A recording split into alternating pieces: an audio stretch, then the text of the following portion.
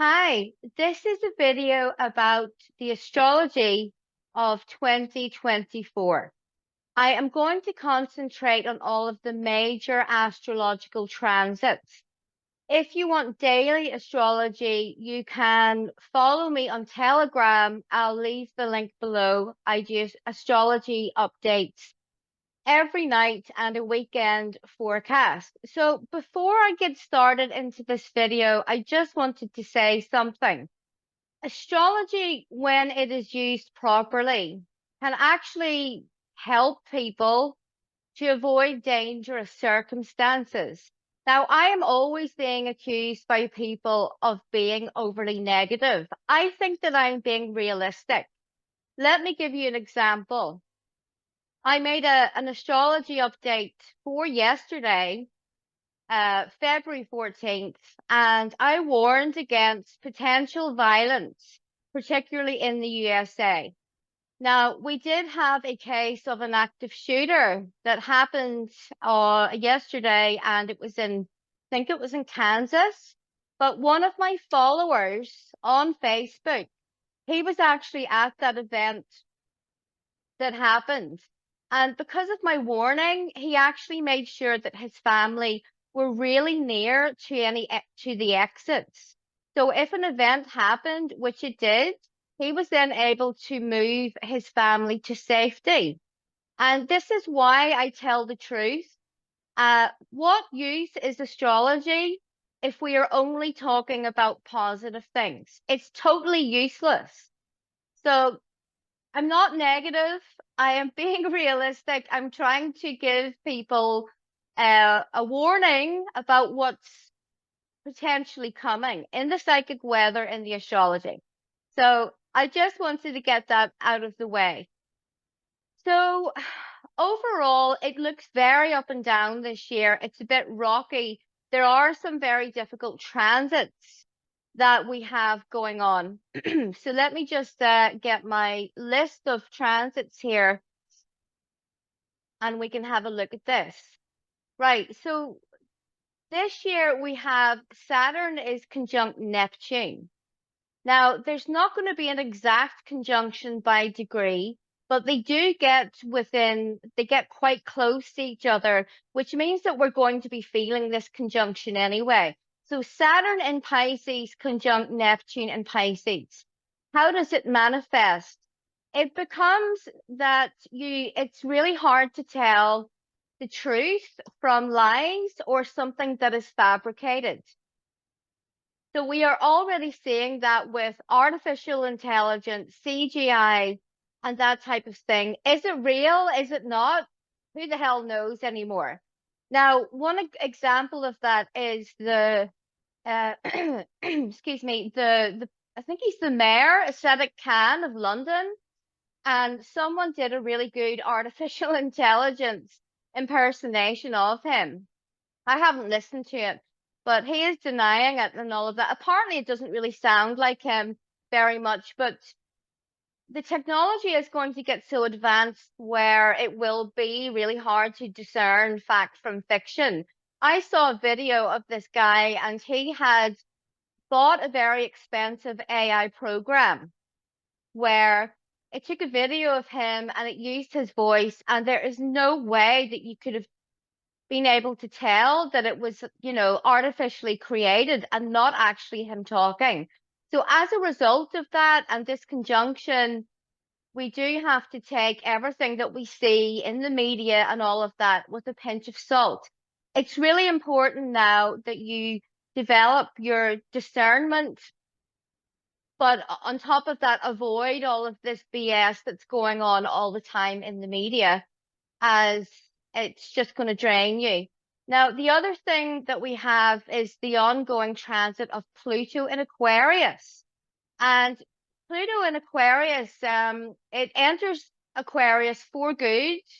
It will transit there until 2044.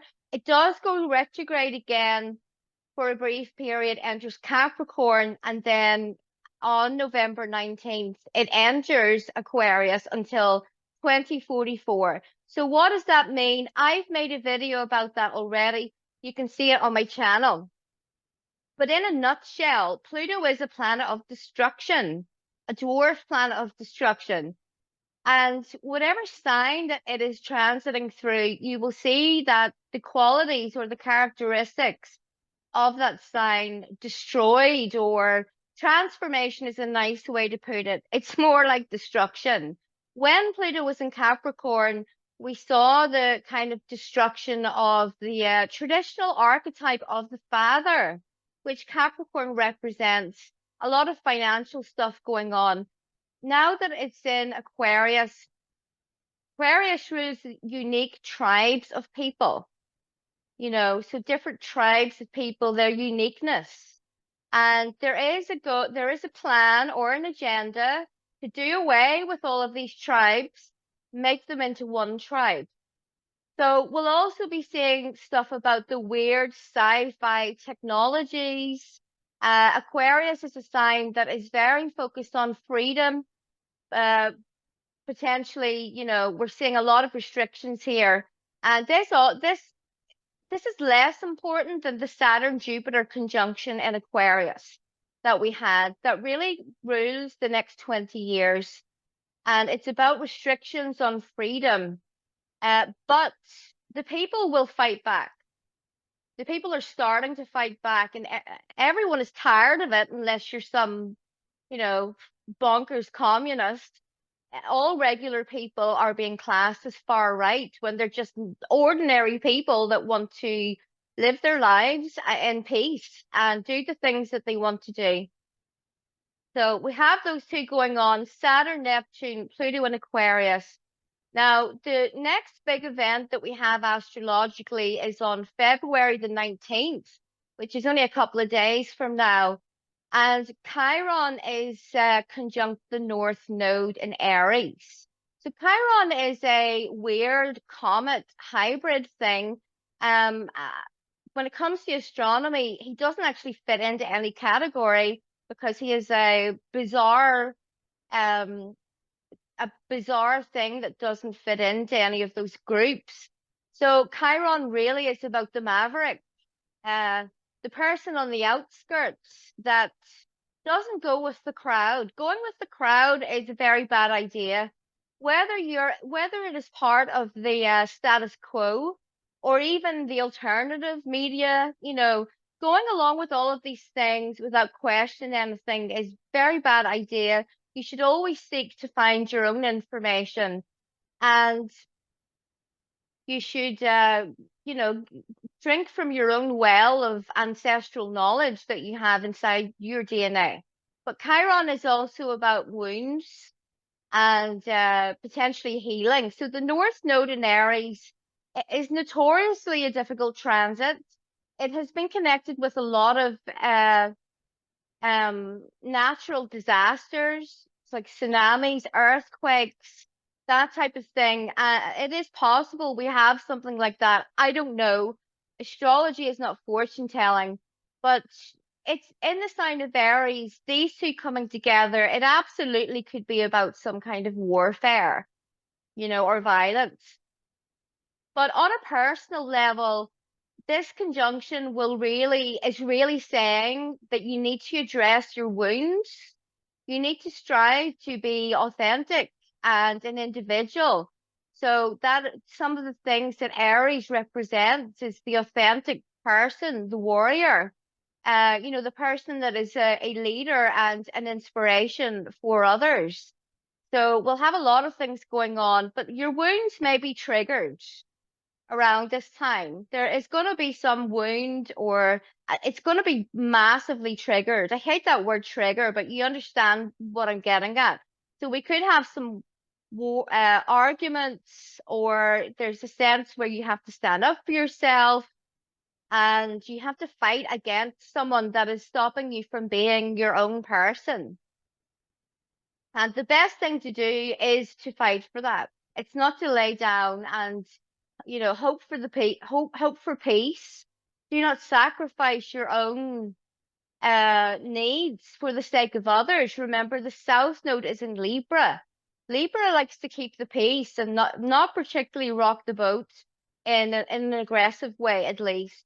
And we're moving away from that. And people that try to control us and keep us down and uh, try to make you fit into the mold that they have created for you, we must all reject that massively. So then on March 25th, we have a lunar eclipse in Libra. Now, some of the eclipses that I'm going to talk about today, I'm not going to go over them in massive detail. I will cover those with their own videos closer to the time. There is one that I will go over in detail. I call it the daddy of all eclipses. But this one on March 25th, it's a lunar eclipse in Libra, and it's really about relationships and going into a new phase of relationships. Something is ending, a new cycle is beginning. Eclipses affect not only 6 months, potentially the rest of your life, because some decisions made on an eclipse are irreversible. They don't go away. And there's a lot of fear about eclipses. The ancients did fear them, and they just thought that they were awful and the king was going to die.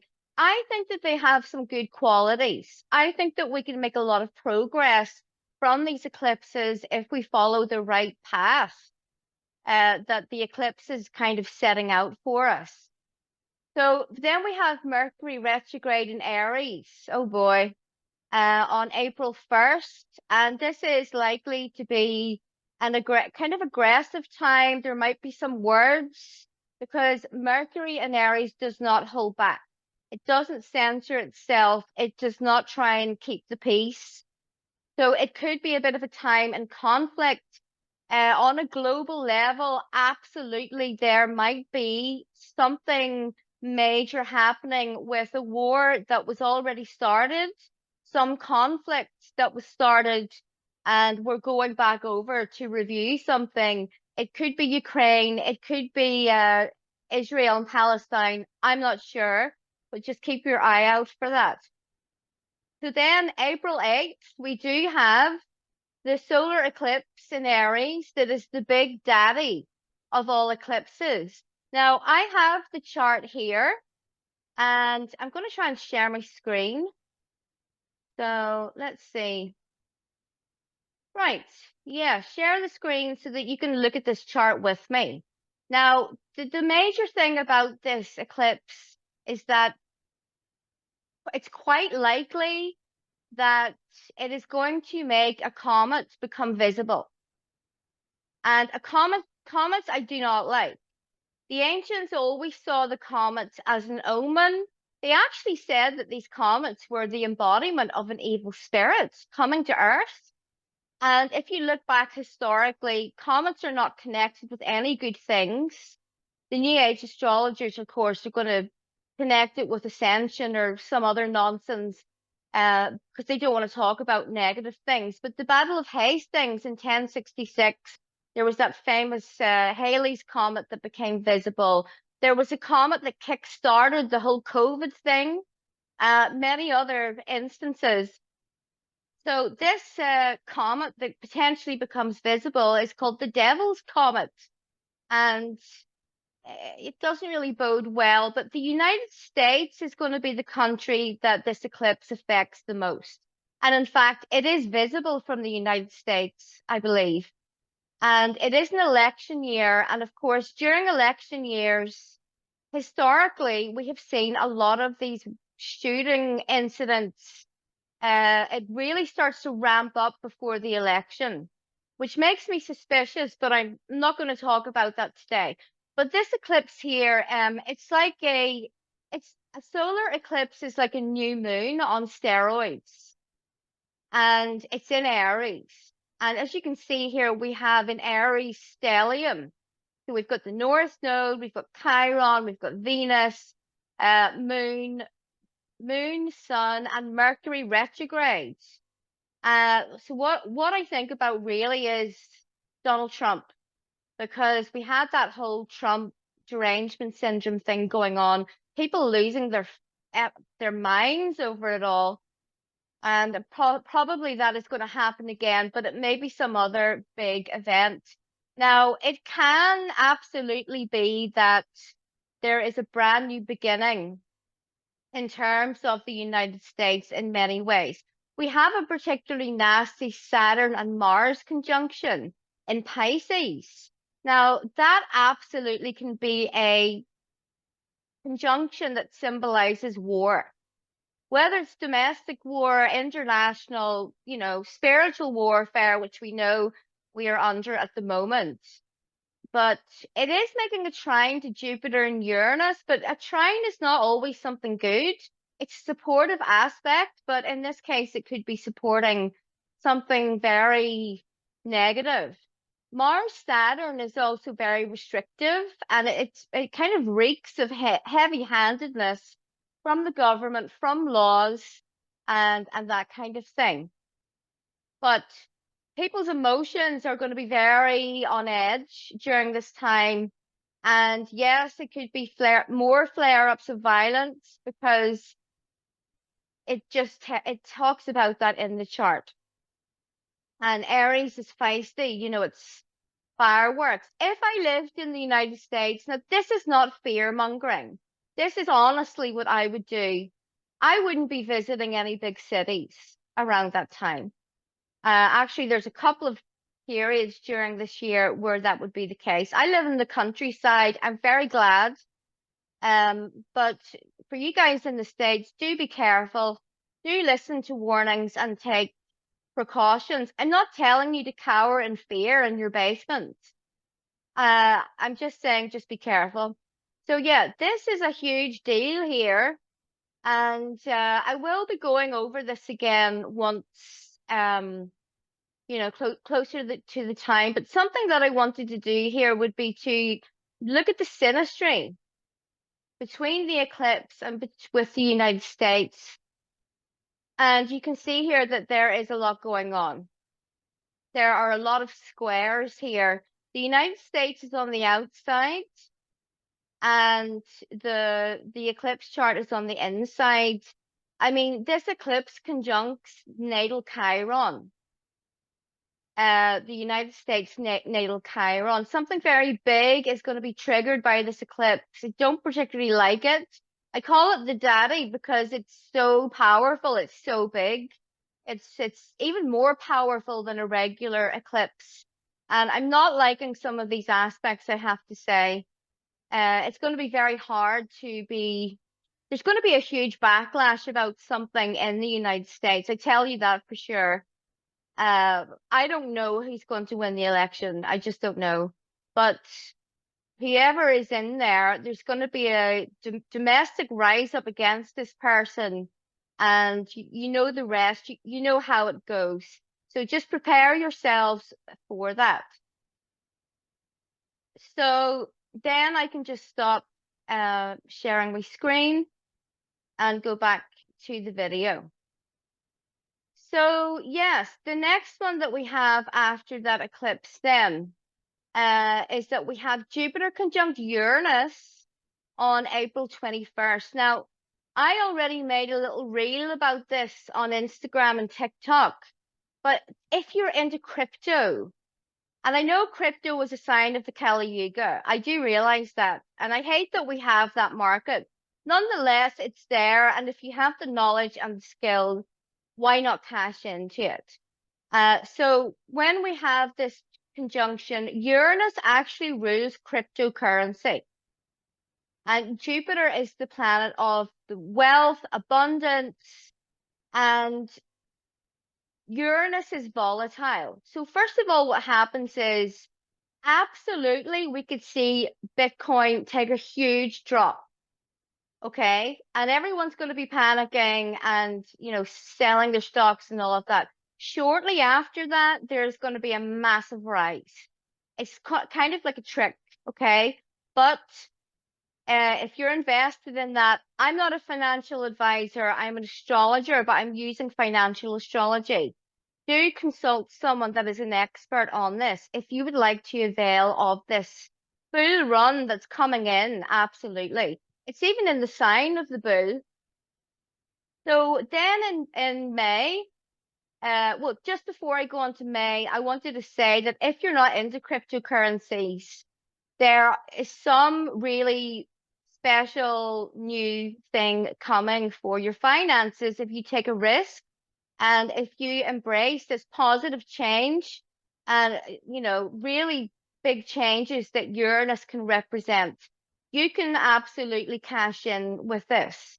So if you have that hobby or that skill, it's just lying there inside your head, you haven't done anything. Now really is the time to get that going because potentially it could be something really big for you. In particular, if you are Taurus, Virgo, Capricorn, or if you are Cancer, Pisces, and potentially Scorpio, but not really as much. So yes.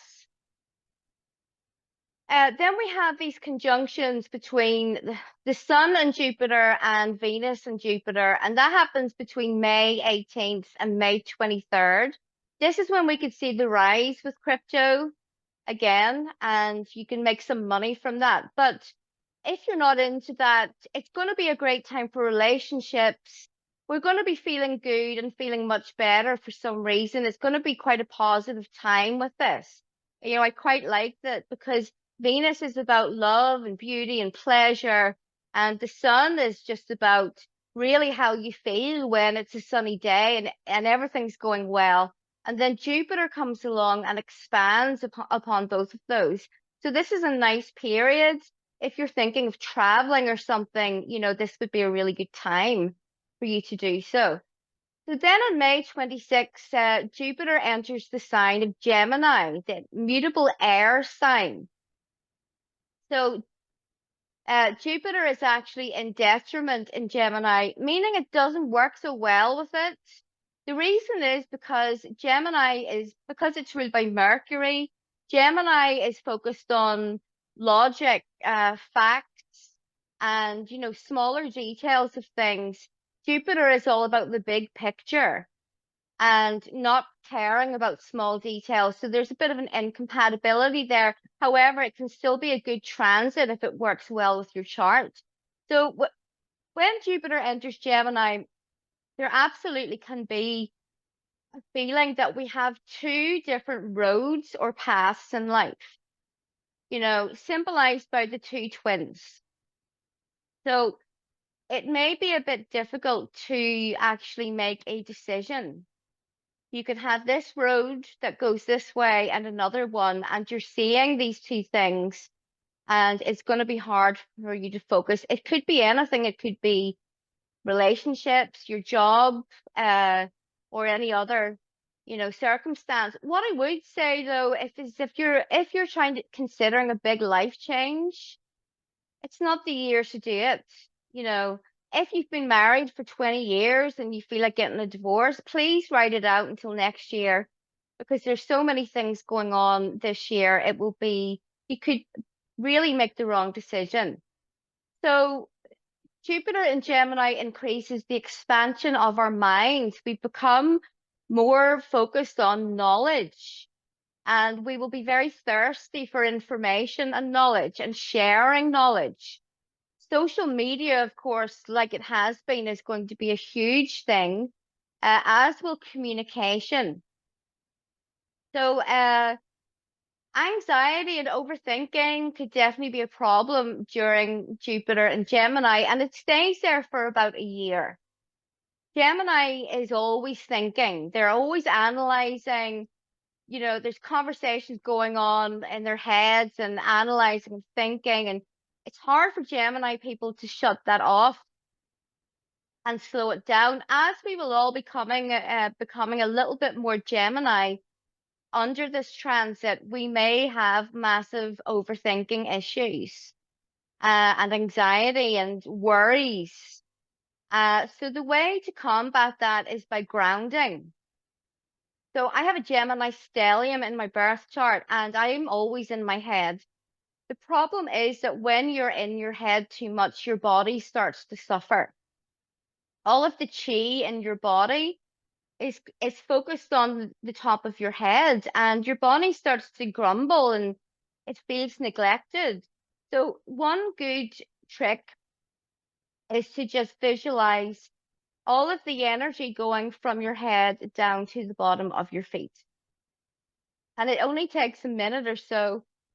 So it will massively help you and make you feel better. So Mercury retrogrades are going to be worse because Jupiter is in the sign ruled by Mercury. It will be more intense. The Mercury retrogrades are going to be a lot more difficult to deal with. So Jupiter was last in Gemini in 2012. And if you think back on your life, then think about some themes that were happening and you can look back and, well, what did I do then? What mistakes did I make? What should I have done that I didn't do? And that will help you this time around. So then on July 11th, which just so happens to be my birthday, Uranus conjuncts the star Algol. Algol is a bit of a big deal. It's known as the demon's head. It's known as the severed head of Medusa. So the last time, Algol is in particular connected with some very difficult situations that we had. One in particular, which I talked about when I appeared on Hocus Focus at Christmas, is the mad cow disease fiasco. And that happened because there were some very bad decisions made by people in the government who were informed by these scientists that had no experience with farming. And as a result of that, there were like millions of cows that were slaughtered and burned in pyres, for no particular reason other because it wasn't passed on through the meat. And the government were given this very bad advice. So what happens is that the severed head of Medusa is cut off from its body. So the head symbolizes the kind of brain that is thinking of the government, what rules to put in place, what they should do, but they are detached from the body. In the mad cow fiasco, the body was actually the farmers and the people that were raising the animals and working with them every day. So we are going to see something like that. We are going to see some kind of global, possibly global situation, but quite a big thing where bad decisions are made by those in power and then the people will suffer for it. What is it? I really don't know. Now, Uranus conjunct Algol. Uranus rules like digital currencies. It also rules the extreme left, communists or, any kind of extremists. And it could also rule over like transgender people and things like that. So there are some bad decisions that are really going to be made around this time, but I'm not sure exactly what it is. So then we have a Mercury retrograde that happens on August 5th, and it's in Virgo, and then it retrogrades back into Leo. And I'll be making a video about that closer to the time with more information, such as the stars that are involved in this retrograde. But in Virgo, there definitely could be something about health. Maybe this is what the Uranus Algol conjunction, which happened, less than a month before, is about. Because Virgo is a sign of health, medical, diseases, and any kind of malady. So absolutely, there could be something coming in, a mass issue, pandemic or whatever with people's health. Okay. So then on August 19th, we have Jupiter in Gemini is square to Saturn in Pisces. So with this, we could absolutely see the breakdown of boundaries or borders, and we could have some very limiting circumstances, maybe temporary blockages with our plans or goals. So on a personal level, yes, there may be something that you really want that you're building towards, which is symbolized by Jupiter in this case. But Saturn is coming along and putting a stop to it. Could be temporary, to try not to worry. So the blockage could be It could be because of laws, it could be restrictions, it could be any kind of government or your boss or, a Saturnian figure. It absolutely could also happen because of some lack of foresight or planning from us. So do be careful, be prepared. If you have anything big happening this year, then you must plan for it. It's not a good year for major things, I'm just going to say. So if you can, hold off until the next year, but there's all kinds of bizarre things happening this year. So then on September 18th, we do have a lunar eclipse in Pisces. And this is like a full moon lunar eclipse, and it falls on the Virgo Pisces axis. And yes, this could be, again, it could be something about health. It could be, mass, pandemics or something along those lines. It could be about misinformation because we have Pisces that's involved, which is prone to delusions and deception. And of course, we'll be seeing that in the world around us. And, we also have Saturn there and Neptune. So then we have a solar eclipse in Libra on October 2nd, which actually is quite nice. I've already looked at that. Personally, I'm really looking forward to that one. So it falls in my fifth house in my birth chart, which is about romance and children and recreational activities. And it's quite well aspected. So I personally like this eclipse. It's something to look forward to. So then we have a Mercury retrograde, which kicks in on November 26th. And it's in the sign of Sagittarius. So fire sign Mercury retrogrades this year, or they move back into a fire sign. Sagittarius is about beliefs, and it's also about foreign countries and foreign travel and foreign people. So yes, we're going to be hearing something about immigration, migrants, etc. around this time. It's going to be a thing, or there's going to be a review period over those people, maybe by governments. On a personal level, you could be really changing your spiritual belief system, and you possibly might want to travel, but you see roadblocks ahead of it. Okay, which again, we also have another square between Jupiter and Saturn on December 4th. It's really not a good year for travel, I have to say. So just what I said before about Jupiter square Saturn, the breakdown of boundaries and borders, restrictions, and limiting circumstances. On December 6th, we have a Mars retrograde in Leo and Cancer. I hate Mars retrograde because I've got Mars in my ascendant in my birth chart, and it's never a good time for me. But Mars retrograde does not mean that Mars is weaker. It certainly doesn't mean that it becomes more passive. It can be a time of repressed anger that explodes. If you know anyone that has Mars retrograde in their birth chart, they're like Mars on steroids. They're not more passive. Retrograde planets are more powerful because they are closer to the Earth. They have much more power than a direct planet. So we could have a clash of wills, you could be at odds with someone because they're blocking your way. It could be connected to this Jupiter square Saturn thing that we have going on. You could have some ego clashes. There could be something about warfare, perhaps. I'm not sure, but you can make a lot of progress during these periods because Mars retrograde will give you, first of all, you have to plan some things. And it's not a time for taking action, it's a time for planning. Ancient astrologers believed that anyone who declared war on a Mars retrograde would automatically lose. It's the same in real life. If you declare war on someone, you're going to lose. It's going to come back on you and it's just pointless. But it is a time when we can prepare and plan connected to Mars related things, such as your physical vitality and energy levels, your sex drive. It's normal for people to have no libido during Mars retrograde, and then all of a sudden when it goes direct, it's like, you know, it's really intense.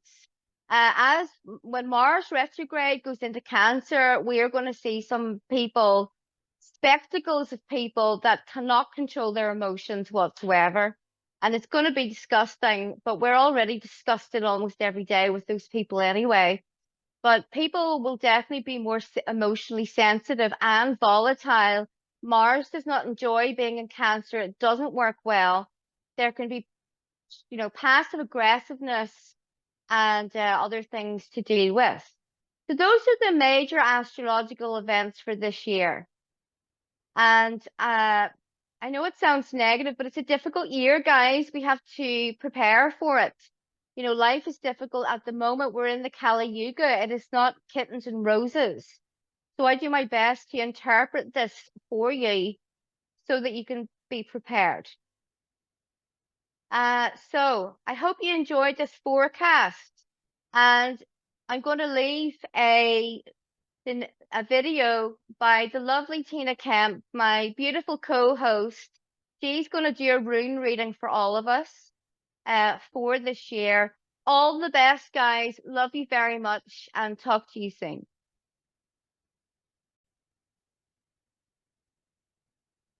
This is the advisory rune reading after Fiona's astrology forecast. You, of course, can at all times choose to ignore this advice, as it is just that, an advice on how to navigate the astrological transits happening, which have been explained by Fiona. You have free will, and there is no rule or law in any language or in any form that says that you have to follow this rune advice. It is just a tool to help you. And if you don't need the help, then you don't need it. The rune I have pulled for this particular astrological forecast is the Ewas rune. Now, this is, it is a red one, so it is from Havis Ed, meaning that it has to do with battle and struggle. Since this is advisory, I don't need to go into the entire meaning of this rune, but it is a rune of protection, specifically protection from spirits. When I pull this rune in a reading for people individually, it is always a warning that they may be attracting or surrounding themselves with spirits that are anything but beneficial for them. I have noticed this myself as well in the last few days, that there is a lot of spirit activity. Now, of course, this isn't automatically bad, but it can become that if you give it too much energy.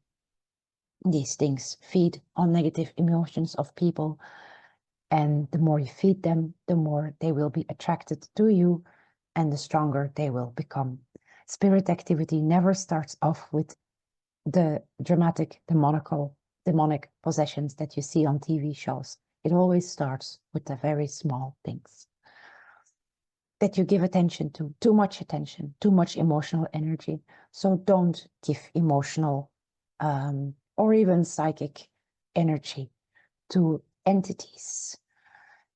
Also entities that may be attached to other people. So if there are people in your life that all of a sudden start Renfielding, as Thomas Sheridan would say, yeah, stay away from them, because it seems that they are particularly keen during this time. It's wise to stay away from these people.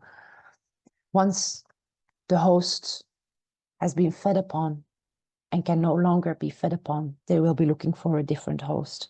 And most likely, these entities will jump to the people that are closest to these hosts. On the other hand, it also means a general increase in power, this rune. So again, this goes back to spend your energies wisely. Do not waste them frivolously on people and endeavors that are unwinnable or are just black holes of energy suction. Spend it on yourself and spend it wisely. That way you build yourself, your own power, your own energy, and that will actually reap you with rewards on the long run. rather than investing it in people or entities or activities that are fleeting, bring you maybe a momentary pleasure, but have no lasting benefit to them. Of course, this would also be a time that if you're in any kind of spiritualism, this would be a good time to practice such practices. I personally don't, but it would be a good time. Just make sure that you take all the necessary precautions, because when the veil is thin,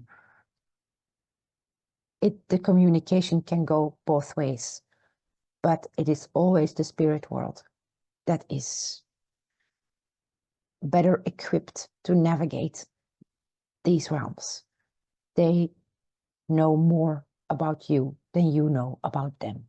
And always keep that in mind when dealing with these things and situations.